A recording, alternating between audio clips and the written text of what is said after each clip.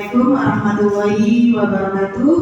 Waalaikumsalam warahmatullahi wabarakatuh. Mohon izin Bapak Kepala Sekolah dan juga rekan-rekan guru SDN 3 Sipilinamun. Kali ini saya akan mempresentasikan tentang diseminasi budaya positif, yaitu tugas dari CGP modul 1.4. Dan juga mohon izin, saya berdiri di sini bukan berarti saya pandai ataupun untuk menggurui Bapak Ibu semuanya, tidak ya, tidak sama sekali. Tetapi ini adalah semata-mata tugas yang saya emban ataupun tugas yang harus saya laksanakan, yaitu untuk melengkapi modul 1.4 tentang aksi nyata. Durasinya dalam aksi nyata ini yaitu 60 menit ya. Kita santai saja, relax saja ya. Yang penting mencapai 60 menit Pak. Ya, 60 menit. Jadi mohon kerjasamanya, kita duduk bareng di sini. Mungkin nanti kita sharing-sharing tanya jawab juga. Barangkali dalam pemaparan saya ini kurang jelas ataupun ada yang ditanyakan. Baik, langsung saja. Selanjutnya beliau. Next.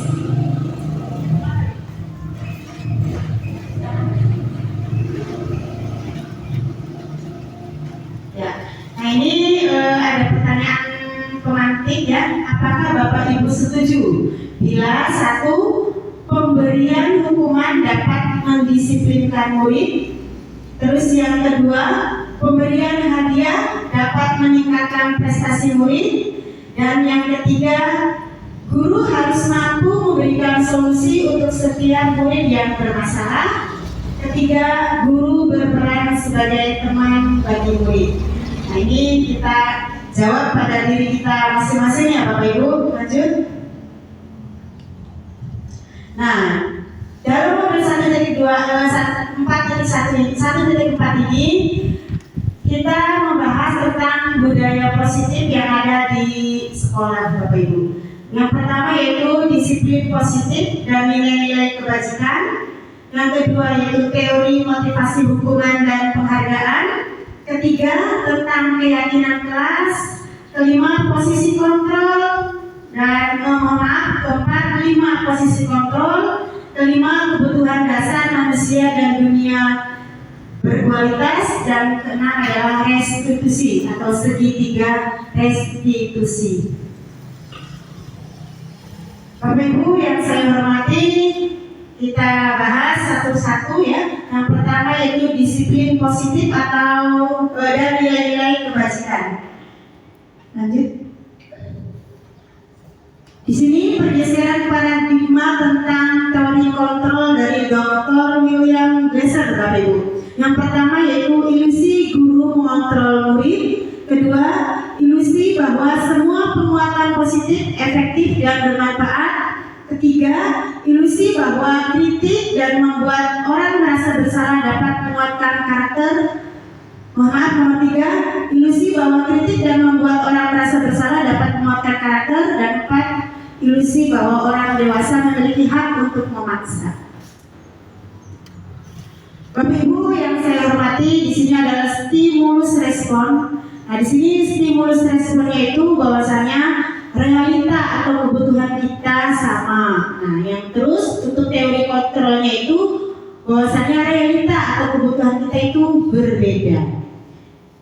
Di dalam stimulus respon yang kedua yaitu semua orang melihat hal yang sama, sedangkan teori kontrolnya itu setiap orang memiliki gambaran yang berbeda.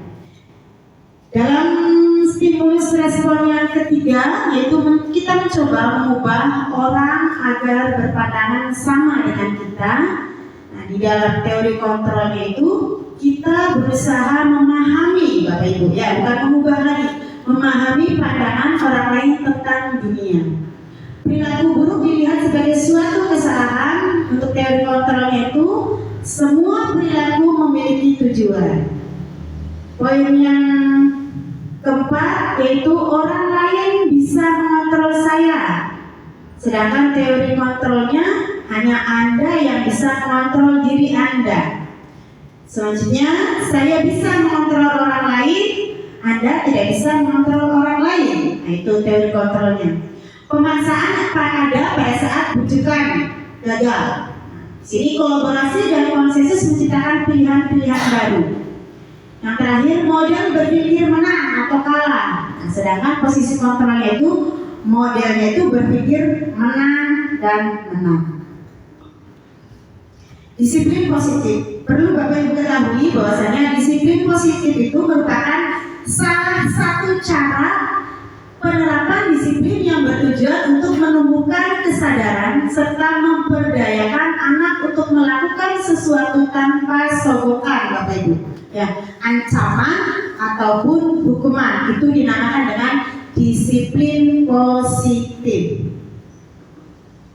Nah, Bapak Ibu, kita akan belajar tentang nilai-nilai kebajikan universal.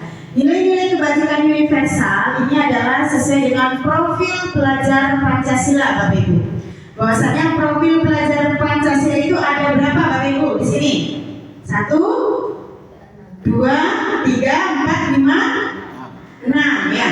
Yang pertama yaitu apa, Bu Putri?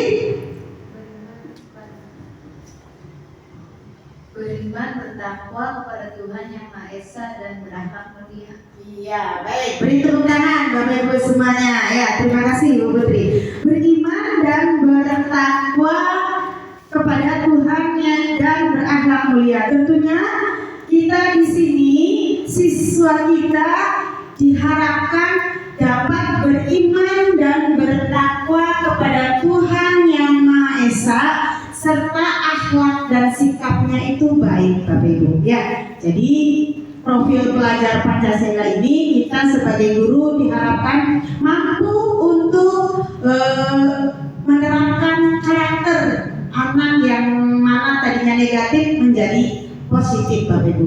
Dan yang kedua yaitu berkebinekaan global. Ya, berkebinekaan global ini tentunya dari berbagai suku, bangsa, dan agama, ya Bapak Ibu ya, betul tidak?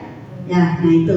Terus dalam profil pelajar Pancasila ini kita diharapkan siswa itu mandiri, ya, mandiri dapat melaksanakan pembelajaran dengan percaya diri dan sebagainya. Terus bergotong royong. Bukan hanya siswa saja yang bergotong royong, akan tetapi semua warga sekolah kita dapat bergotong royong, Bapak Ibu. Terus siswa diharapkan dapat bernalar kritis. Jadi ketika diberikan pembelajaran bukan hanya semata-mata siswa ini langsung menelan begitu saja, tetapi kita gali potensi anak-anak kita dengan pertanyaan-pertanyaan yang membuat anak itu bisa bernalar kritis, bisa menjawab. Nah, contohnya misalkan yang berkaitan dengan kenapa kadang tuh ya, kenapa harus begini, kenapa begini. Nanti anak itu stimulusnya itu akan akan terbuka ya Bapak Ibu ya. Nah, itu diharapkan seperti itu. Serta kita dalam profil pelajar Pancasila ini diharapkan siswa itu mempunyai kemampuan yang sangat kreatif. Tentunya kalau kreatif itu bukan hanya dalam pembelajaran SPDP saja ya Bapak Ibu ya, tapi juga di pembelajaran yang lainnya itu diharapkan untuk kreatif. Nah, di sini motivasi perilaku manusia. Tentunya dalam motivasi perilaku manusia untuk menghindari ketidaknyamanan atau hukuman, Bapak Ibu ya. Kita harus menghindari ini. Saya ambil foto yang sedang kolaborasi nih, Bapak. Ya. Nah, ini untuk menghindari ketidaknyamanan hukuman. Kedua, untuk menjaga orang yang mereka inginkan dan menghargai diri sendiri dengan nilai-nilai yang mereka percaya. Tiga, untuk mendapatkan imbalan atau penghargaan dari orang lain. Nah, ini hukuman, konsekuensi, dan restitusi. Di sini ada identitas gagal, Bapak Ibu. Nah, identitas gagal ini adalah deretan yang mana berkaitan dengan hukuman. Ya. Terus ada identitas sukses. Nah, di sini identitas sukses ini berkaitan dengan disiplin atau konsekuensi serta restitusi. Karena hukuman, konsekuensi dan restitusi itu berbeda Bapak Ibu, ya perlu Bapak Ibu ketahui. Nah, kalau hukuman biasanya itu sesuatu yang menyakitkan dan harus terjadi. Nah, itu hukuman, ya biasanya itu seperti itu. Nah, sedangkan konsekuensi itu sesuatu harus terjadi, tidak menyakitkan. Ya, sedangkan restitusinya itu merupakan pilihan. Ya, jadi ada pilihannya. Nanti mungkin kalimatnya apakah nanti kita akan ajak untuk nonton video. Terus yang berikutnya, tidak nyaman untuk murid atau anak untuk jangka waktu panjang dalam hukuman itu Bapak Ibu. Kita mungkin selama ini seringnya itu ke hukuman ya. Terus tidak nyaman untuk murid atau anak untuk jangka waktu pendek kalau konsekuensi. Sedangkan restitusinya itu adalah korban mendapatkan muakan untuk murid atau anak dalam jangka waktu panjang. Nah, ini terus yang identitas gagal dalam hukuman ini korban atau mendapatkan keadilan.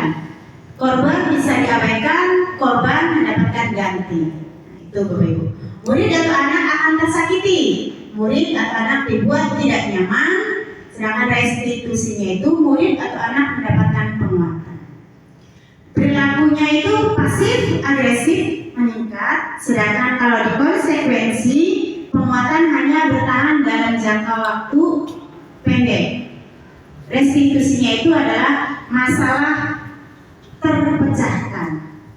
Berikutnya, sistem tidak akan berjalan bila murid tidak takut. Nah, kalau konsekuensinya memerlukan monitoring dan supervisi terus-menerus dari guru, Bapak Ibu. Ya.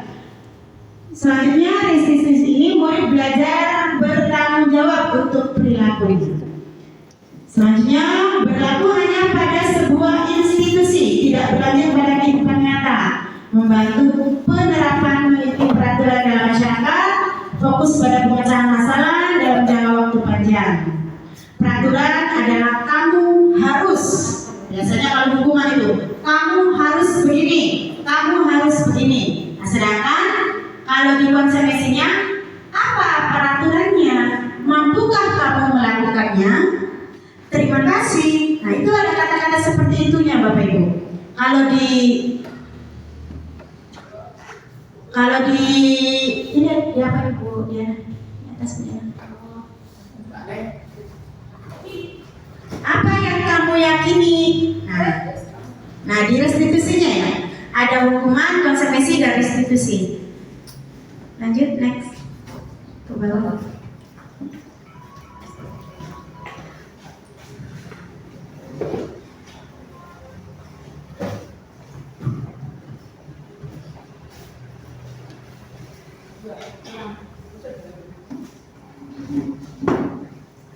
Nah ini restitusi ya, ke bawah lagi ke atas, udah suka atas. Oh bukan, yang tadi tuh. Nah, yang tadi. Apa yang kamu yakini dalam restitusi? Ada pertanyaan seperti itu. Apa yang kamu yakini nanti dalam penanganannya, Bapak Ibu ya? Apa yang bisa kamu lakukan? Nah tuh. Terus, jadi bertanya kepada anak, tidak langsung anak tersebut itu disalahkan, tidak. Nah itu berkaitan dengan kalau hukuman. Sedangkan kalau di restitusi itu kalimatnya seperti itu. Untuk memperbaiki masalah ini, apa yang harus kamu lakukan? Jadi adanya pertanyaan-pertanyaan untuk siswa. Terus murid atau anak membenci peraturan kalau dalam hukuman biasanya itu. Anak timbulnya itu akan benci. Murid atau anak menghormati peraturan. Kalau di dalam konsekuensinya, sedangkan di restitusinya, murid atau anak menghormati dirinya dan juga orang lain. Ini negatifnya, awas kalau dilakukan lagi ya, nanti awas kamu. Nah, jadi berbentuknya itu apa? Ancaman, betul Bapak. Ya, jadi berbentuknya itu ancaman negatifnya. Sedangkan kalau di konsekuensi netral, lakukan apa yang saya katakan. Nah, jadi anak itu diberikan kenetralan, kebebasan.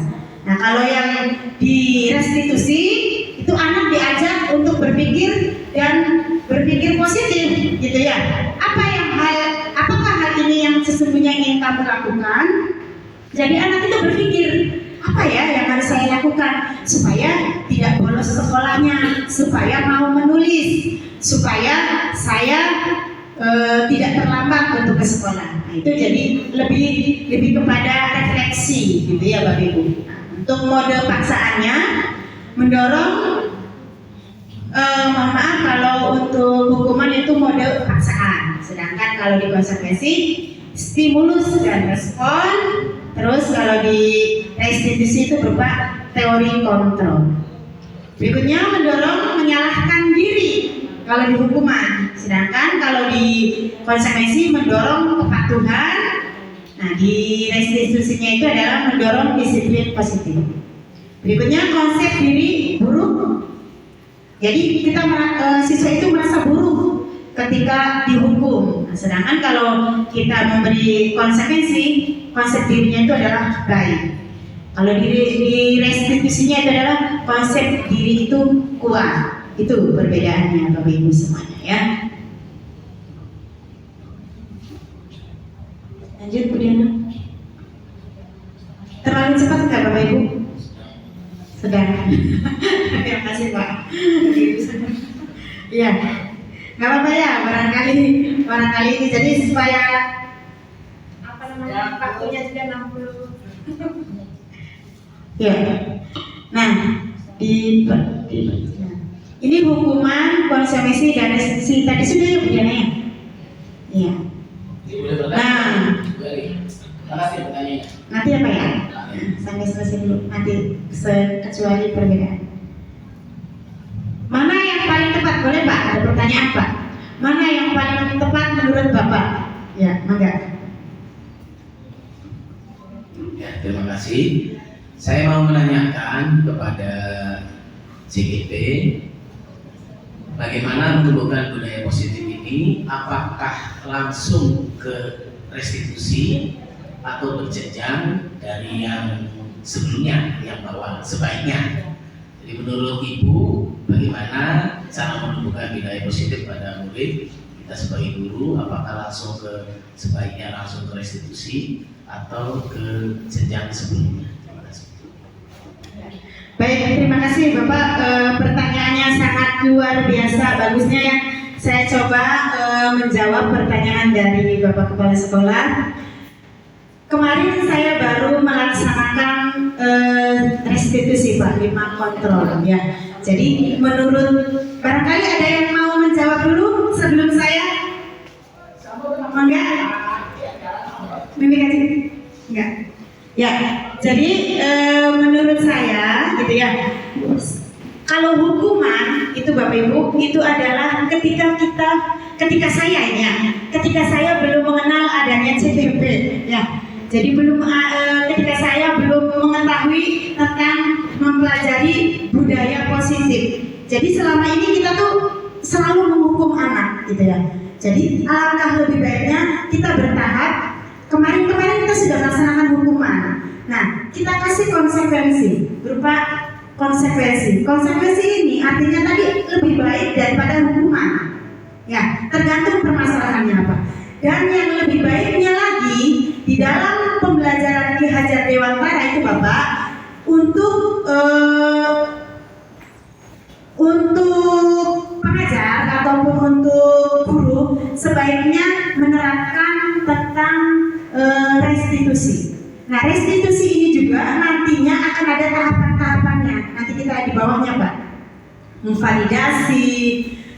Setelah memvalidasi itu menanyakan keyakinan kelas, dan juga satu laginya itu ada ya. Jadi menurut saya itu adalah Bapak sebaiknya kita langsung ke restitusi ya, seperti itu ya. Mungkin itu saja. Ada lagi yang ditanyakan? Mangga. Kalau tidak ada, lanjut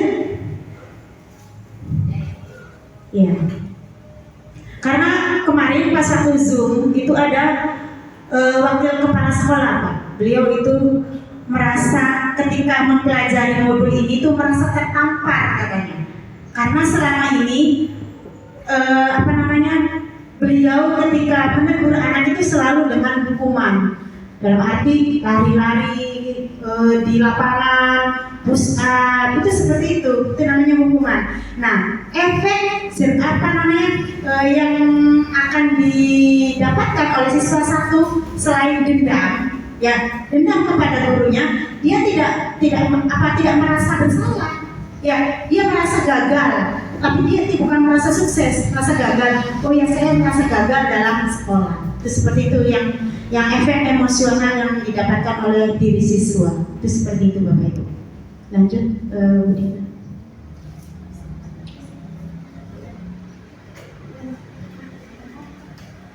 Ya, jadi banyak sekali pembelajaran yang kami dapatkan di modul 1.4 ini, Bapak Ibu ya. Nah, ini berdasarkan bagian di atas, hukuman, konsekuensi, dan restitusi itu bersifat tidak terencana. Ya, satu bersifat tidak terencana atau tiba-tiba, bersifat satu arah, berupa fisik atau psikis. Kalau yang hukuman, Bapak Ibu, nah itu ya. Terus kalau konsekuensi itu biasanya sudah terencana, sudah disepakat, ya sudah disepakati, diberikan berdasarkan sesuatu data yang umumnya dapat diukur. Murid tetap dibuat tidak nyaman untuk jangka waktu pendek, terus guru memonitor murid. Sedangkan restitusinya proses menciptakan kondisi bagi murid untuk memperbaiki kesalahan mereka, sehingga mereka bisa kembali pada kelompok mereka dengan karakter yang lebih kuat. Ini yang diharapkan oleh Ki Hajar Dewantara, Bapak Ibu ya. Merupakan proses kolaboratif yang mengajarkan murid untuk mencari solusi untuk masalah mereka dan membantu murid berpikir tentang orang seperti apa yang mereka inginkan dan bagaimana mereka harus memperlakukan orang lain. Itu Bapak Ibu di dalam restitusi. Nah, ini dihukum oleh penghargaan. Itu biasanya kita sering memberikan reward ya kepada siswa itu pengaruhnya itu adalah jangka pendek dan jangka panjang. Ya. Kedua, penghargaan tidak efektif, penghargaan merusak hubungan, penghargaan mengurangi ketepatan, penghargaan menurunkan kualitas, penghargaan mematikan kreativitas, penghargaan menghukum, dan motivasi dari dalam diri. Nah, kenapa bukan peraturan kelas? Nah, ada peraturan kelas, ada keyakinan kelas, Bapak Ibu. Selama ini di awal pembelajaran, Bapak Ibu tentunya sudah membicarakan tentang apa? Peraturan kelas atau keyakinan kelas? Peraturan kelas ya, kan kesepakatan kelas itu istilahnya, kan begitu ya Budiana ya. Oke, lanjut kita akan bahas tentang keyakinan kelas atau peraturan kelas. Mengapa di negara kita memiliki peraturan tentang penggunaan helm pada saat mengendarai sepeda motor? Kenapa? Coba. Ayo, barangkali bisa menjawab Bu Wati. Kenapa harus menggunakan helm? Supaya apa? Orang naik motor atau pengendara harus memakai helm pertama ya untuk keselamatan diri pribadi ya dalam berkendara ya, menyelamatkan diri untuk hal-hal yang tidak diinginkan. Kedua, aturan pemerintah kita ya harus memakai helm dimanapun kita berkendara. Yang ketiga, ya kita harus turuti supaya tidak kena sanksi. Itu aja sih biar aman. Terima kasih. Barangkali ada yang lain, Bapak. Iya, terima kasih. Tepuk tangan Bapak Ibu semuanya, luar biasa, bagus sekali ya. Betul, berarti Ibu Wati ini sudah tepat sekali sesuai dengan peraturan dalam modul 1.4 ini, yaitu tentang mengapa mengendarai sepeda motor. Satu, tentang keselamatan ya Bapak Ibu ya. Itu namanya bukan keperaturan tapi keyakinan bahwasanya kita ini harus memakai helm supaya apa? Supaya selamat ya, supaya selamat. Memang semuanya itu kan tergantung Allah ya, tergantung diri kita juga, tetapi tentunya hal-hal seperti itu kita sudah terbiasa gitu, seperti itu ya. Betul sekali. Terus yang kedua tadi bahwasanya apa tadi buat peraturan pemerintah ya, bahwasanya kita harus wajib menggunakan helm. Dan ketiga adalah Tidak kena sanksi. kenapa Pak? Kata Ibu Ati supaya tidak kena sanksi. Supaya tidak kena sanksi. Kalau tidak pakai helm dengan perjalanan jauh itu sudah melanggar peraturan, ya kan? Nah, ditangkap polisi. Ditilang. Oke, lanjut. Terima kasih Bu Ati, jawabannya luar biasa ya. Nah, ini Bapak Ibu. Bapak Ibu harus bisa membedakan antara keyakinan kelas dengan peraturan kelas. Nah, kalau keyakinan kelas itu dibuat berdasarkan kesepakatan antara guru dan murid, bersifat universal. Universal itu adalah menyeluruh, ya. Nah, sedangkan peraturan kelas itu dibuat oleh guru bersifat satu arah. Tuh berbedanya, ya. Sampai di sini Bapak Ibu paham? Ya, gitu ya. Antara keyakinan, kalau keyakinan itu bersama, itu di dalam modul. Sedangkan peraturan kelas itu dibuat oleh guru bersifat satu arah. Contoh, harus begini, harus begini, harus begini. Itu kan kita, dari diri kita. Nah itu, ya. Beda dengan tadi Bu Diana ini, apa namanya sebutan tadi, apa tadi tuh?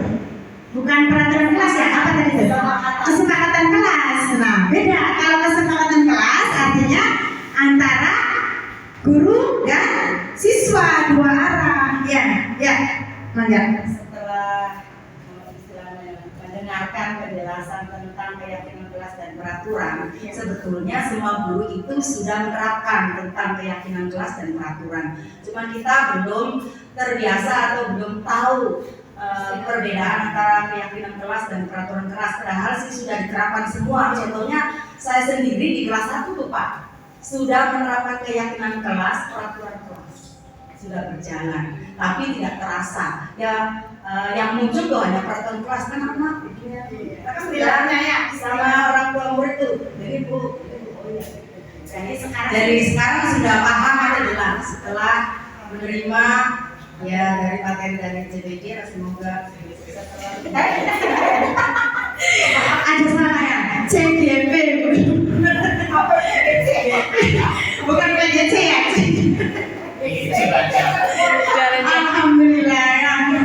Jadi Ibu Ati sudah akhirnya memahami katanya Pak. Beliau tahunya kan peraturan itu dikira peraturan kelas saja ya. Betul. Iya.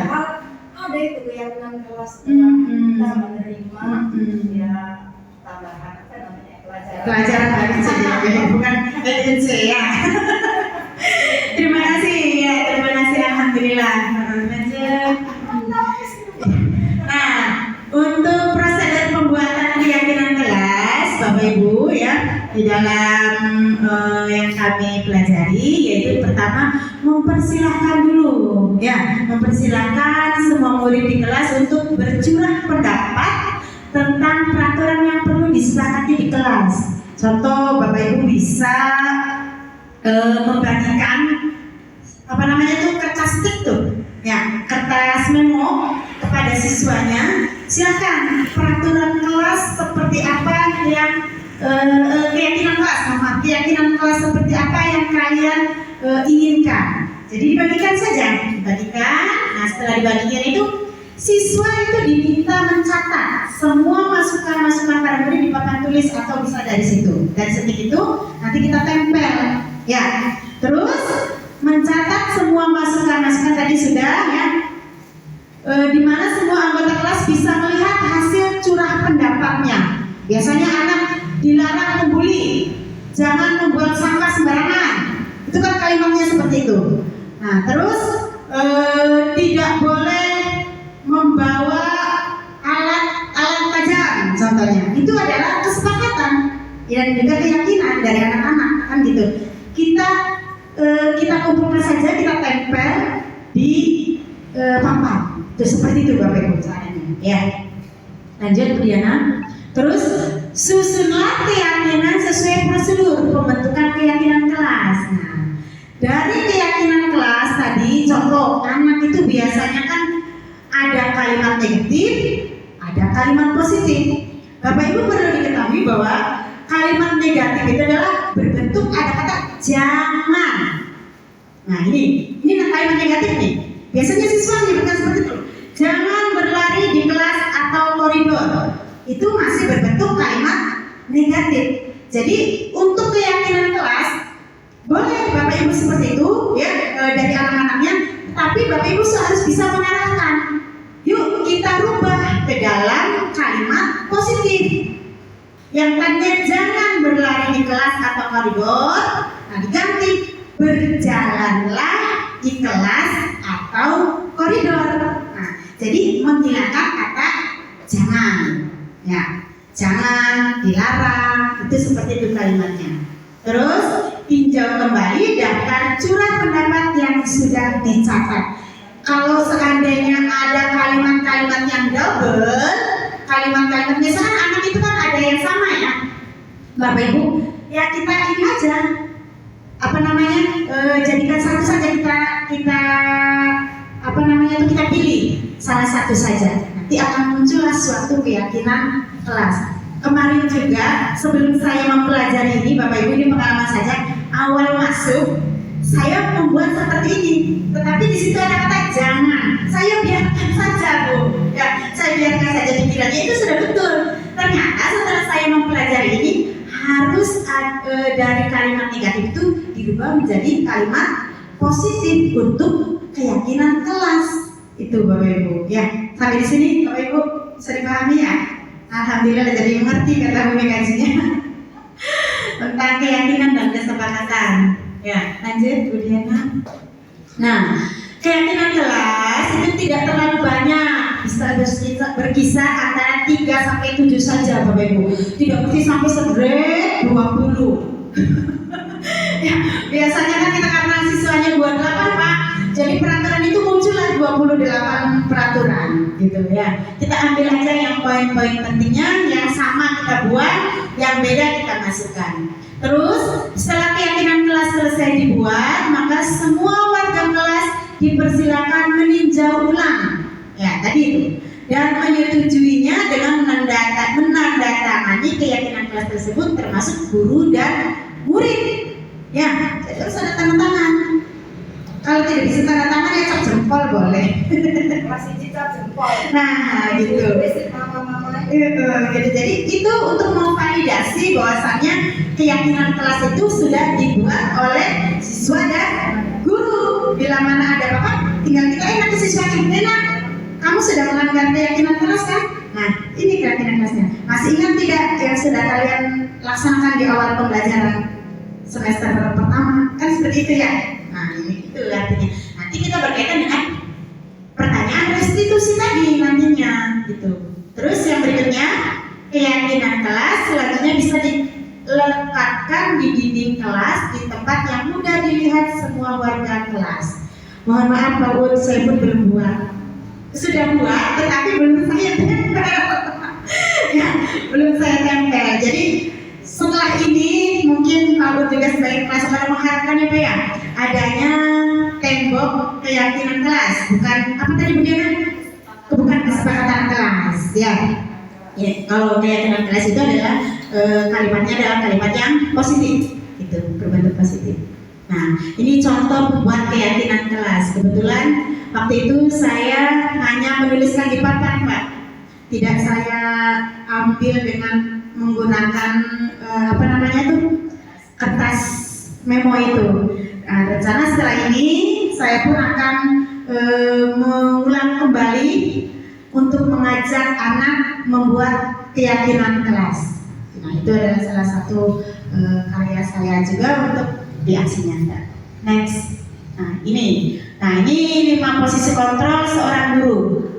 Jadi selama ini terus terang saya sebagai guru ini tahunya adalah guru itu adalah penghukum Bapak Ibu. Tapi seyogianya 5 posisi kontrol seorang guru ini kita harus bisa merefleksi diri mana yang seharusnya kita laksanakan.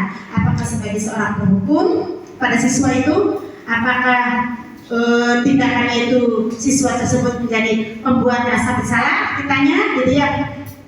Terus sebagai teman, sebagai pemantau, sebagai manajer. Nanti kita akan ajak nonton video Bapak Ibu ya supaya paham. Lanjut. Nah ini 5 posisi kontrol. Nah ini video-video ini tidak bisa di ini, kita langsung ke YouTube aja Bu Diana. Iya ke YouTube, tidak bisa di ada situ. Ini posisi penghukum.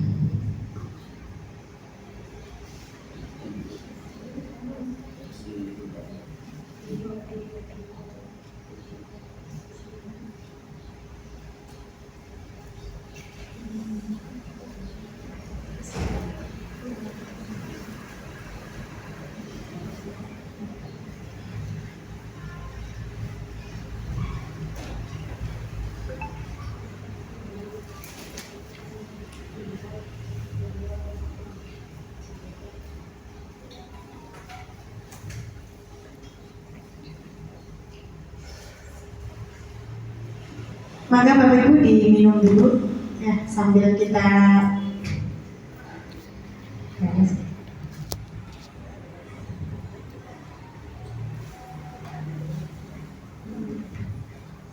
di situ di HP saya ya. HP-nya dipakai. Itu.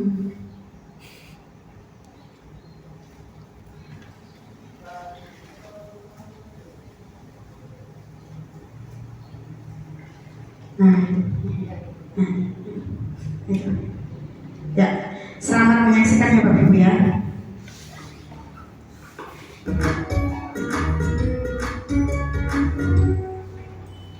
Salam bahagia Ibu dan Bapak guru hebat. Dalam penerapan disiplin positif restitusi, salah satu program yang dikembangkan adalah 5 posisi kontrol. 5 posisi kontrol dalam restitusi adalah proses perjalanan seorang pendidik agar dapat mengenali dirinya. Pada video kali ini, kita akan membahas tentang 5 posisi kontrol yang dikembangkan oleh Diane Gosser dan contoh penerapannya.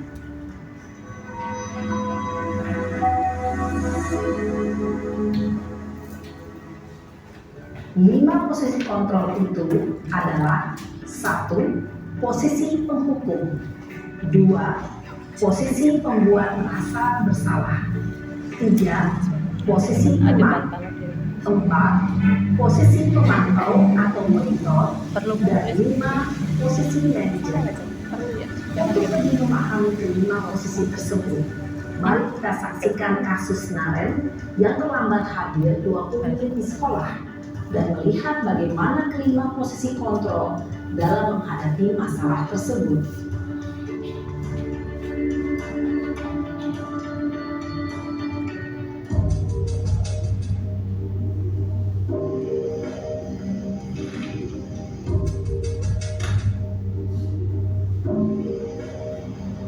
Naren, sini kamu. Selamat pagi Bu. Selalu terlambat. Kamu deh, pasti terlambat. Maaf Bu, saya Apa? Apa coba? Alasan kamu apa lagi? Kapan sih kamu tidak terlambat? Malas sekali ya kamu jadi anak. saya Dasar pemalas. Gak kapok-kapok sih kamu. Sudah berapa kali terlambat? Sana, kamu keliling lapangan basket 2 kali. kenapa saya harus ke lapangan basket Bu? Kenapa? Kamu seorang ibu.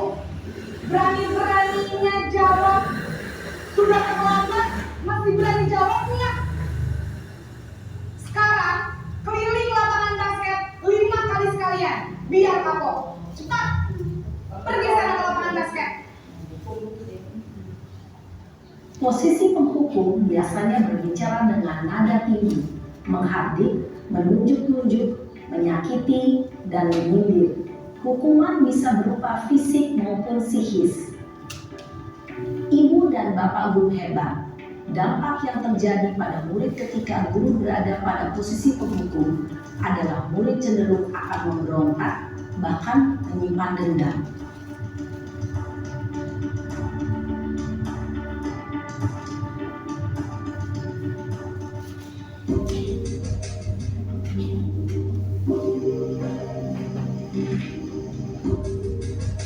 Bocah ini tak lama sih. Itu. Nah,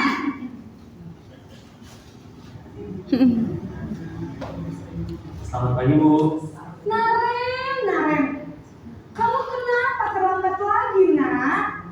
Ya Tuhan, Naren, kamu senang ya bikin ibu susah ya? Kalau kamu terlambat lagi, nanti ibu yang ditegur bapak kepala sekolah, nak. Ibu tidak bisa membina kamu. Duh, gimana ini? Karena itu, Ustaz Malik. Maaf Bu. Duh, Gusti Naren. Kamu susah ya kalau ibu ditegur bapak kepala sekolah. Terus, sekarang ibu harus tulis apa yang di buku absen? Ini kamu sudah sering terlambat loh. Ibu harus apa coba? Maaf Bu. Maaf sekali. Ya sudah, lain kali jangan bikin ibu susah lagi ya nak ya. Ibu tidak akan kuat lagi kalau kamu begini terus. Bisa jantungan kalau ibu tegur bapak kepala sekolah. Sana cepat ke kelas. Maaf ya Bu. Maaf sekali. Posisi membuat rasa bersalah, berbicara dengan nada tenang, cenderung lembut, namun kata-kata yang diutarakan membuat murid merasa menjadi orang yang gagal, memandang buruk dirinya sendiri, merasa tidak berharga, dan tidak sanggup membahagiakan orang lain. Ketika guru mengambil posisi pembuat rasa bersalah, murid akan menganggap dirinya yang bersalah dan ia akan menyimpan emosi negatif tersebut di dalam dirinya.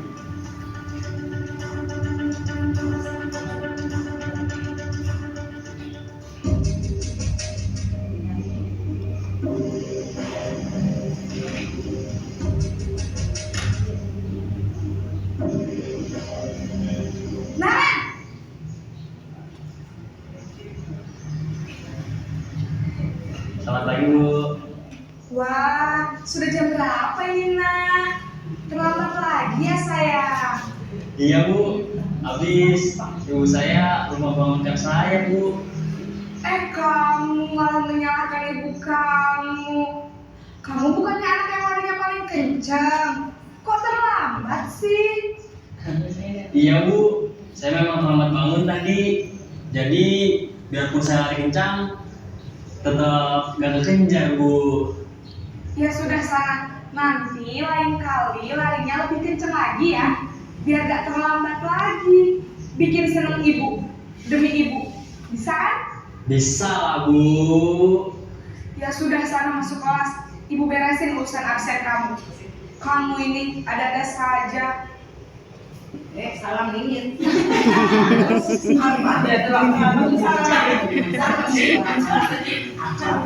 Cenderung bersendar gurau untuk menjaga suasana tetap santai. Murid akan merasa senang, aman, dan akrab dengan guru. Identitas yang tercipta adalah identitas sukses atau berhasil. Namun, perlu diingat, karena ini masih dorongan eksternal, maka ada faktor ketergantungan dari murid kepada orang tertentu. Di sini, guru absennya, sehingga di lain waktu, murid bisa berperilaku baik, namun hanya kepada orang-orang tertentu saja.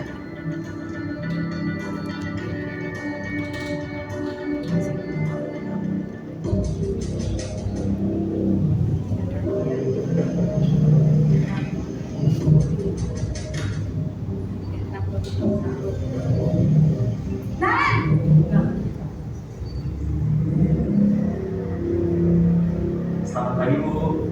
Naren, apa peraturan sekolah kita tentang jam berapa kita harus masuk sekolah, nak? Kita harus di sekolah jam 7 Bu. Iya betul, sekarang sudah jam 7.20. Naren sudah tahu konsekuensinya jika terlambat hadir. Paham Bu. Saya harus tinggal kelas pas jam istirahat selama 20 menit. Iya benar, konsekuensinya demikian. Jadi nanti jam 9.30 pas istirahat, kamu harus tinggal di kelas, kerjakan tugas tambahan untuk ketertinggalan kamu, ya? Baik Bu. Salam dingin. Posisi pemantau mengandalkan penghitungan atau data untuk mengontrol murid. Guru mengarahkan murid berdasarkan peraturan dan konsekuensi. Seorang pemantau menunjukkan bahasa tubuh dan ekspresi wajah yang datar dan cenderung formal.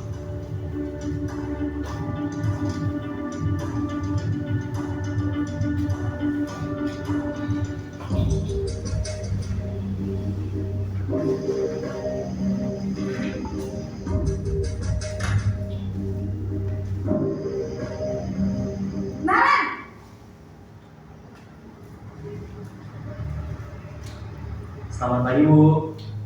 Selamat pagi, Naren. Maaf, Bu. Saya terlambat. Iya, sekolah masuknya jam 7, sekarang sudah jam 7.20. Jadi sekarang bagaimana nih, Naren? Maaf, Bu.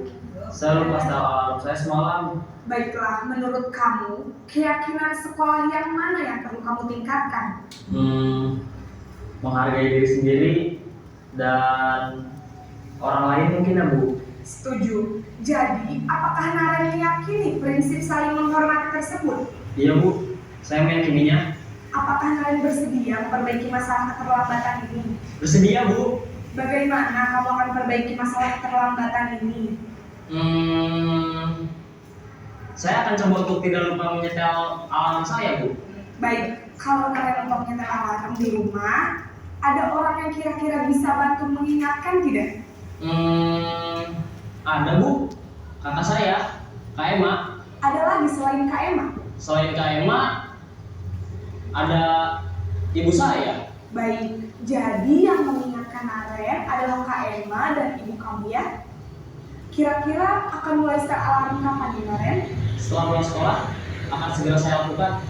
Baik, jadi Naren akan setel alarm untuk bangun besok pagi dan akan diingatkan oleh kakak dan ibunda Naren ya. Ada lagi yang mungkin perlu dilakukan, Naren, agar tidak terlambat bangun lagi.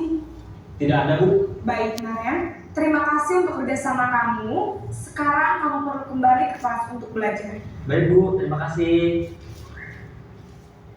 Posisi manajer adalah posisi kontrol yang disarankan untuk membimbing murid memiliki sikap disiplin yang positif, yaitu murid yang mandiri, bertanggung jawab, dan dapat memecahkan masalah. Tujuan dari posisi ini adalah agar murid dapat berefleksi atas tindakannya. Guru akan dengan tulus memberikan pertanyaan-pertanyaan bermakna, sehingga membuat murid dapat belajar dari kesalahannya dan mencari sebuah solusi untuk menyelesaikannya. Ibu dan Bapak guru hebat, setelah mengamati adegan kelima posisi kontrol tadi, kira-kira posisi mana yang paling ideal? Posisi mana yang dapat menunjang motivasi intrinsik murid? Ya, tentu posisi manajer. Posisi ini memang posisi ideal yang ingin dituju setiap pendidik. Pada posisi inilah, guru dapat menerapkan disiplin positif yang berpihak pada murid, yang memerdekakan murid. Perjalanan seorang pendidik tentunya tidak mudah untuk sampai pada posisi seorang manajer. Namun, tujuan kita pasti, yaitu menciptakan murid-murid yang mandiri, merdeka, dan bertanggung jawab. Semoga penggambaran 5 posisi kontrol yang telah diperlihatkan ini dapat menjadi ajar refleksi bagi kita semua, agar dapat terus mengasah dan menerapkan disiplin positif yang memerdekakan murid. Mari terus berlatih dan bersemangat. Selamat menerapkan. Salam dan bahagia.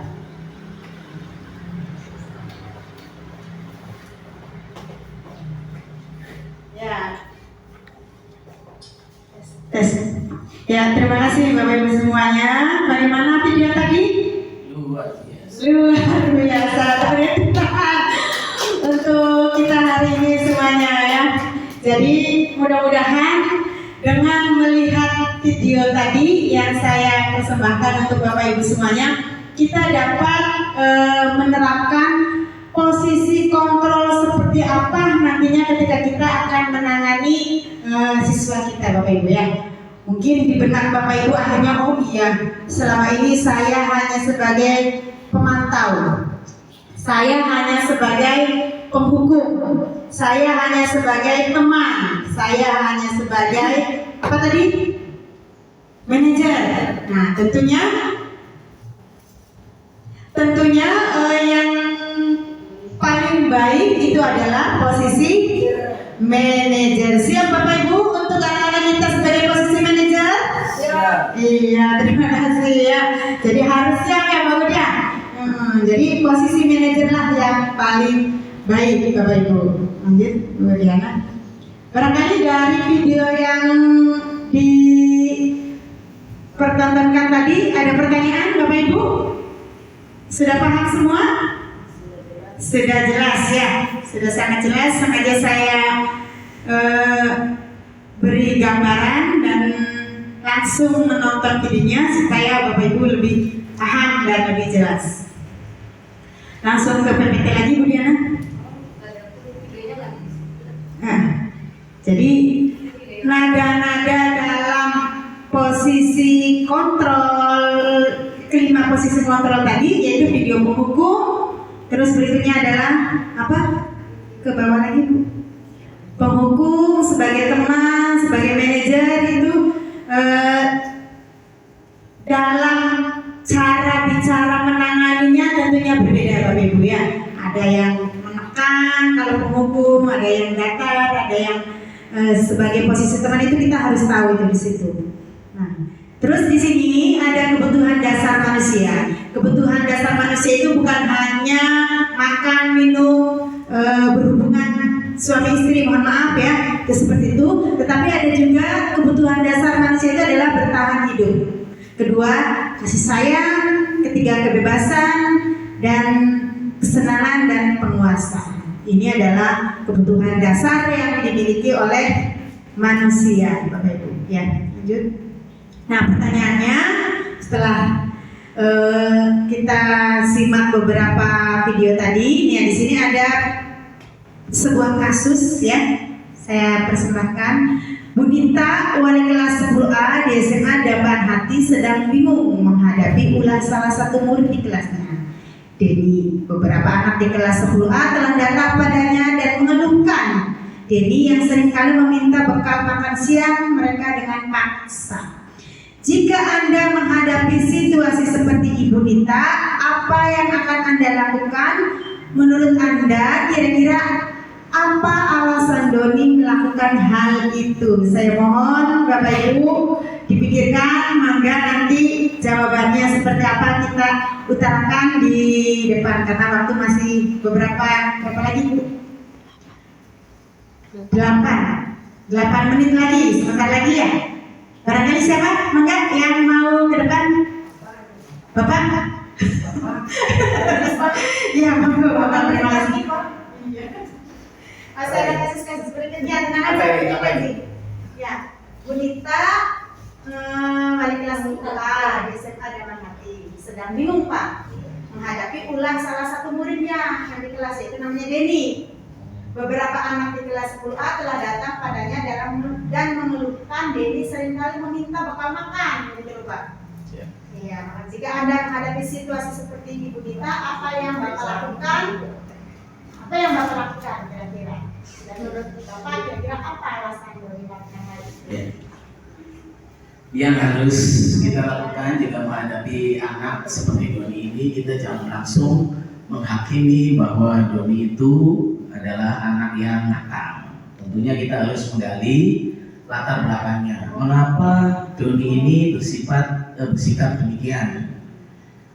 Bisa saja kita identifikasi misalnya Doni ini tidak diberi bekal atau tidak diberi uang saku yang cukup, itu salah satu misalnya. Atau bisa juga Doni ini memang mempunyai kebiasaan mengganggu temannya, bisa saja seperti itu. Tapi kita harus menggali lebih dalam, kita tanya permasalahannya apa, baru nanti setelah kita tahu latar belakangnya, latar belakang keluarganya, ekonominya dan sebagainya, baru kita mengambil keputusan langkah apa yang harus kita lakukan untuk memberikan bimbingan kepada Doni agar menjadi anak yang baik dan tentunya tidak akan melakukan hal yang negatif. Terima kasih. Baik, Masya Allah luar biasa jawabannya. Beri tepuk tangan Bapak Ibu semuanya. Ya, terima kasih Bapak Kepala Sekolah Baur ya, luar biasa jawabannya. Jadi kesimpulannya bahwasanya ketika ada anak yang tidak membawa bekal dan selalu mengganggu, meminta bekal orang lain, itu kita tanyakan dulu ya, apa masalahnya itu, kenapa seperti itu. Jadi jangan langsung menghukum Bapak Ibu ya, jangan langsung mengecas bahwasanya, apalagi memarah-marahinya, itu tidak boleh seperti itu ya. Lanjut pertanyaan berikutnya. Terus. Nah ini ada kasus lagi ya, enggak lanjut. Nah itu lanjut. Nah di segitiga restitusi ya Bapak Ibu. Nah segitiga restitusi apa yang tadi di awal ya Pak saya ini kan. Nah yang pertama itu adalah validasi tindakan yang salah, atau yang kedua itu menstabilkan identitas, dan yang ketiga adalah menanyakan keyakinan. Jadi ada segitiga restitusi. Guru yang berperan sebagai manajer menggunakan segitiga restitusi dalam menyelesaikan masalah. Tahapannya tadi menstabilkan identitas terlebih dahulu, ya, menanyakan bagaimana begini. Nah itu. Setelah itu baru validasi tindakan yang salah. Harusnya kamu seperti apa? Harusnya kamu tuh apa yang harus kamu lakukan setelah kamu melakukan kesalahan tersebut. Jadi pertanyaannya harus seperti itu Bapak Ibu. Terus menanyakan keyakinannya setelah kamu melakukan, contohnya yang tadi Denny perbuat, misalkan meminta makanan kepada temannya. Nah, kamu telah melanggar keyakinan kelas apa? Itu ditanyakan Bapak Ibu. Itu seperti itu ya. Jadi jangan langsung mengejas bahwa anak tersebut itu begini. Itu ya, penanganannya itu seperti itu Bapak Ibu. Lanjut. Nah ini contoh segitiga restitusi, barangkali bisa divideokan. Ini nggak bisa divideokan, cari di YouTube aja Bu. Contoh segitiga restitusi, contoh video segitiga restitusi.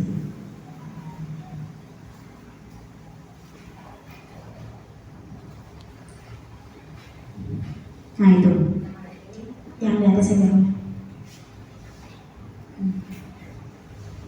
Cara penanganannya ya.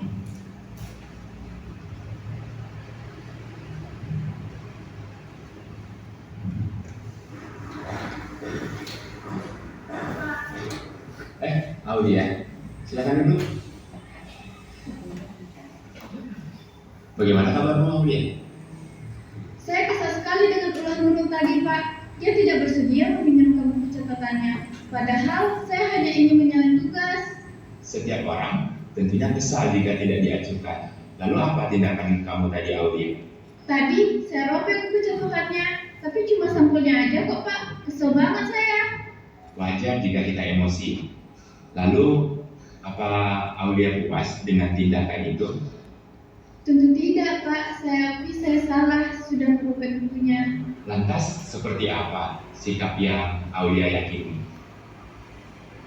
Harusnya saya lebih sabar dan menghargai pihak orang lain.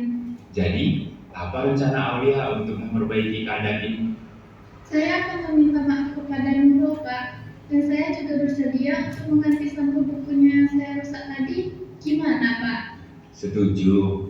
Bagaimana perasaan jika sudah melakukan tindakan yang kamu yakini itu Aulia? Tentunya saya akan menjadi pribadi yang lebih tenang dan sabar, Pak. Baiklah Aulia, mari kita pikirkan penyelesaian masalah ini. Jika perlu, kita panggil Nurul. Bagaimana? Siap, Pak. Terima kasih, Pak.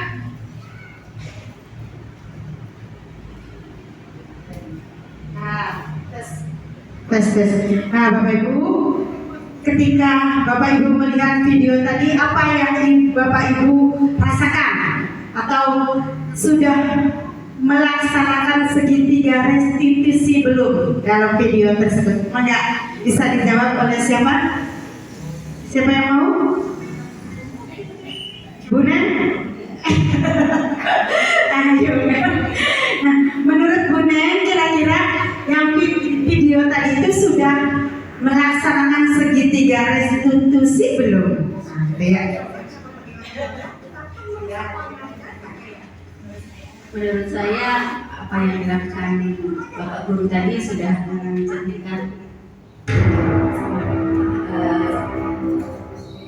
melaksanakan restitusi. Segitiga restitusi ya Bu Neng. Ya, baik, betul sekali apa yang dijawab oleh Bu Nen ya, bahwasanya Bapak tadi sudah melaksanakan segitiga restitusi. Jadi kita validasi dulu, kita pemecahan masalah dulu, keyakinan kelasnya apa tadi kan ya yang sudah diterapkan. Jadi begitu Bapak Ibu kasusnya tuh. Jadi ketika ada anak yang bersalah harusnya seperti itu ya. Kalau dulu itu kan kita menghukum ya. Lanjut. Oh nggak apa-apa. Nah ini sudah selesai Bu Diana? Ada lagi kasusnya? Nah ini Bapak Ibu ya, ini CGP-nya dari SDN 3 Sentiminau. Ya Bapak Ibu, bagaimana Bapak Ibu kira-kira sudah paham belum tentang modul budaya positif? Sudah, alhamdulillah luar biasa ya. Jadi itulah permasalahan-permasalahan mungkin ada banyak di sekolah kita ya Bapak ya. Jadi bagaimana kita untuk menyikapinya, bagaimana kita untuk menanganinya. Bukan hanya yang saya tontonkan video tadi ya tentang terlambat sekolah, ada juga yang tadi meminta makanan anak, ada juga anak yang tidak mau menulis, jangan salah. Kemarin saya ini juga ada yang kasusnya itu adalah tidur di dalam kelas. Ya, tidur di dalam kelas itu bagaimana penanganan kita terhadap anak tersebut? Menegurnya, cara menegurnya bagaimana? Jadi tentunya tadi apa yang disampaikan oleh Bapak Kepala Sekolah, jangan langsung mengejas, kita tanyakan dulu alasan-alasannya, kita cari tahu dulu data-datanya seperti apa, apakah dia itu, sang siswa tersebut itu bisa jadi tidur di dalam kelas itu sebabnya apa? Ya, kenapa mungkin tidurnya terlalu malam, contohnya ya, ataupun selalu main HP yang begitu ya. Jadi kita tanyakan seperti itu. Dan juga kasus yang tadi si Dani ya, yang suka minta makanan di dalam kelas itu di temannya, itu kita juga harus tahu cara penanggulangannya seperti apa. Baik Bapak Ibu semuanya, Dewan Guru SDN 3 Sentiminau yang hebat, yang luar biasa, saya ucapkan terima kasih banyak atas kerjasamanya. Dan saya selaku CGP Angkatan 11 mohon dukungan dan mohon kerjasamanya. Ini baru beberapa bulan berjalan ya, mungkin ada lagi tugas-tugas selanjutnya, mohon kerjasamanya dan doakan supaya saya lulus sampai mendapatkan sertifikat. Amin ya rabbal alamin. Mohon doanya Bapak Ibu semuanya. Saya akhiri, apabila ada salah-salah kata dalam presentasi hari ini mohon dimaafkan. Sekali lagi saya bukan menggurui Bapak Ibu ya, tetapi saya mempresentasikan tugas yang kami emban, yaitu adalah tugas dari aksi nyata CGP Angkatan 11. Sekali lagi saya mohon maaf, saya akhiri, billahi taufiq wal hidayah. Wassalamualaikum warahmatullahi wabarakatuh. Seperti dulu Bapak Ibu ya. Tepuk semangat.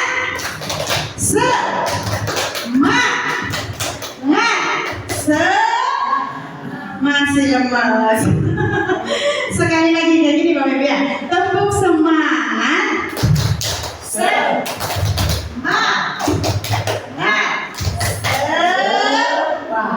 Ada juga Pak yang dandang ding dung dung Pak. Iya, tepuk semangat yang baru. Tepuk semangat. Dandang ding ding ding dung dung dung. Dandang ding ding ding dung dung dung.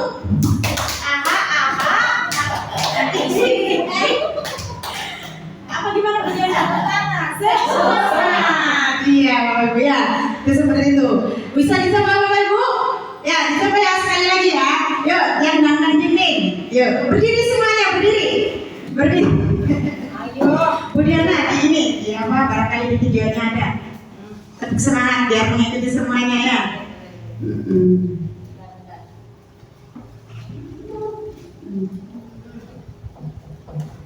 Tepuk semangat. Dangdang dindingnya yang ada dangdang dindingnya ya. Nah ini. Oke.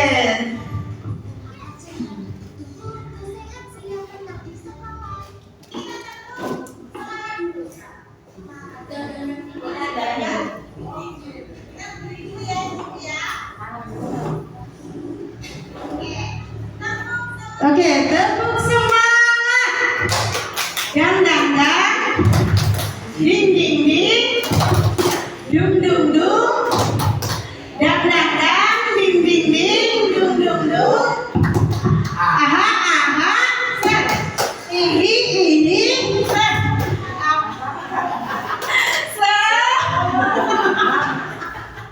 Iya kan ini. Oke Bapak Ibu, terima kasih semuanya. Wassalamualaikum warahmatullahi wabarakatuh. Suara muncul ya Pak ya? Kalau muncul saya kesini.